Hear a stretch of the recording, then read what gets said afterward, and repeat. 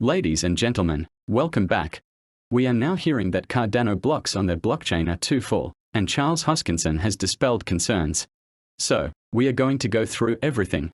We are going to go through what Charles says, what the community says, and what the data says in today's video. So make sure you guys subscribe to the channel, and give the video a free thumbs up. I upload every single day to bring you what is happening in the financial world, hopefully from a neutral and unbiased perspective that you can trust. But do your own research before you make investment choices, and never make investment choices based on what I say. Kindly drop Cardano to the moon in the comment box below. Anyway, in the Cardano ecosystem, you can find the Block Explorer. There are a few different ones out there in Cardano, but effectively, Cardano Yoda on X posted this, saying Cardano blocks are full. There are over 60 transactions in one of them. What is going to happen when AXO, which is a new DEX for Cardano, is launched on the mainnet? Well, if you actually look at the block production, there are a few different things that I think are common misconceptions about Cardano, but we are not going to get into all of it today. But I do want you guys to see that when the green is the block being filled and the yellow is space available in the block, and you can see each of these is their own block. 24 seconds ago, 33 seconds ago, 43 seconds ago. So every, 3 to 10 seconds, a new block is created. These are the number of transactions in each block, and you can see here, 19 transactions in this block, fill the block 90%. But you can also see how much data is actually in the block, 74 kilobytes, so very, very small block, and it's still almost filled. And so what is this going to mean as we move into the future and there's more built on Cardano? Is Cardano going to be able to handle this kind of computing data? Well, let's look at this block because this block is 98% filled. So what you do is you click on the block itself, and it'll show you all the transactions that are within it. So you can see this was Epoch 460 slot that there were 33 transactions, 90 UTXO's block, transaction per second 4.5, shows you 31 million ADA were moved, total fees 11.5 ADA, and total reward for stakers, I'm guessing, yeah, the reward for the mining the block, 470 ADA, and you can see all of the transactions inside. So there's a lot of microtransactions, a lot of movement, and then some of these, I'm guessing, are their native tokens or NFTs that are being transferred. So there is a lot of data that's moving around inside the blocks. But does that mean the blocks are full? And what happens if the blocks are actually full? Well, let's cover that. And don't forget to give the video a thumbs up and hit subscribe. So effectively, this is the article talking about Charles Hoskinson published a post to address the growing concerns about Cardano blocks being too full and unable to take in more data. He noticed a sharp change in the concern since, for many years, he stated critics kept claiming Cardano was nothing but a ghost chain and no use or utility. And all of a sudden, Cardano has become too busy. Hoskinson indeed debunked rumors about being the ghost chain without any utility. For instance, he took to Twitter to dispel rumors in 2022 about the ghost chain, yada. But now he said on X, just in December. I can't, let's pull the full tweet up. And by the way, this has been an ongoing kind of topic in Cardano. You can see in the middle of December of 2023, Cardano's blocks are often almost full, and they also talk about the AMA as well. We are going to come back to this article in just a minute. But the actual tweet says from Charles, the first can't help but watch with glee all the concerns floating around about Cardano's blocks being too full. I recall the ghost chain narrative for years and no use in utility. Suddenly, we are too busy. In reality, Cardano is designed to operate at these loads, and there is a huge design space to optimize the network and dApps for more scale, both in the short term and the long term. He said, we are winning and did it without venture capitals, the crypto media or influencers, just good old flash in community growth and engagement, just like Bitcoin did. All right. I mean, the media and the influencers definitely helped, and maybe they didn't have any VCs outside the ecosystem, but they definitely had VCs in the ecosystem. And what we've been covering recently is that the entities behind Cardano, some people are stating that they are the actual venture capitalists because they are the ones who are funding the development of Cardano effectively for the last few years, and they are selling their own ADA to fund that development. Now, whether that's true or not, I don't know. I don't know how much ADA they have. I don't have access to their wallets, and they've kind of moved the wallets around over the course of the years, but I would imagine they still have a lot of ADA. We know some of their ADA from their staked ADA, where we can follow the flows. But whether the entities are selling it directly or Project Catalyst, the funding mechanism for Cardano is selling it. The ADA is being sold. Right, because that's how they are paying their bills. But anyway, back to this other article. No, well, yeah, we can go back to this article. So they basically talk about the network and the blocks being too full with a positive mood in the market. User activity was growing. People sent assets and do FIUs DeFi applications more often, and it leads to a higher network load. This is certainly a very positive trend as long as the network manages to process all the transactions on time. Once the network is congested, the user experiences downgrades.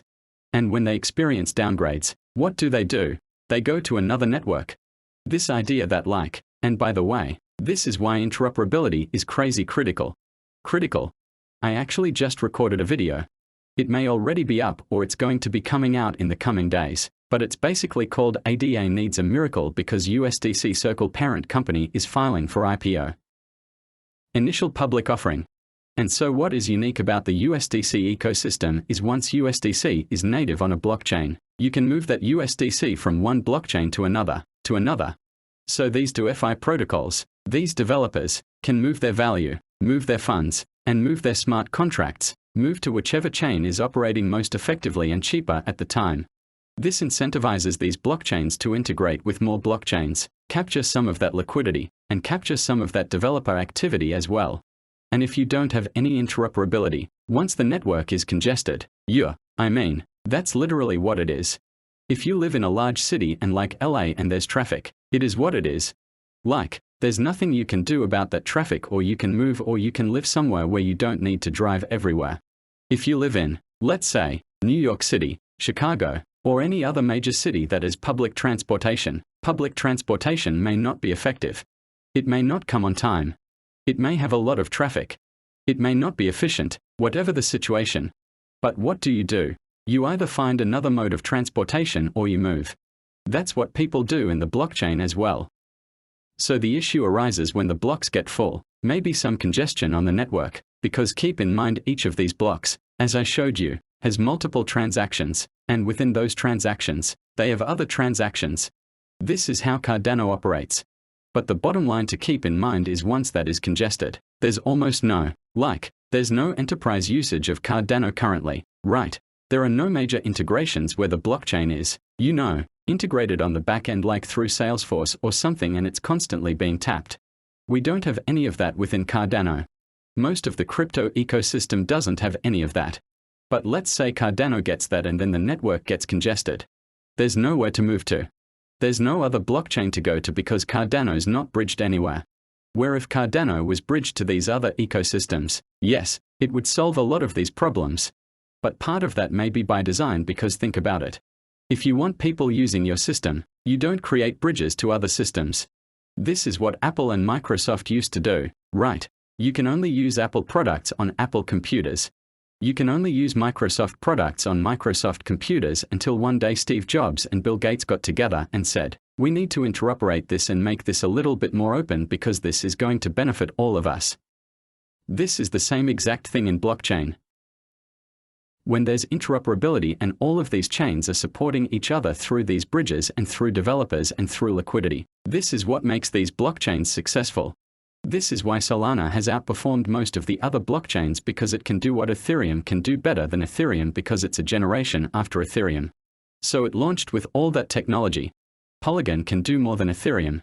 Arbitrum can do more than Solana and Ethereum combined. So that's the way the blockchains are moving. And a lot of it is through this interoperability standpoint. And listen, interoperability can literally mean bridges. It can mean USDC liquidity or Tether liquidity, smart contracts that are able to interact. All the blockchains have it. Cardano doesn't. And when Cardano does have this, what is this going to do to the congestion on the network? Is it going to make the network so congested that it delays transactions?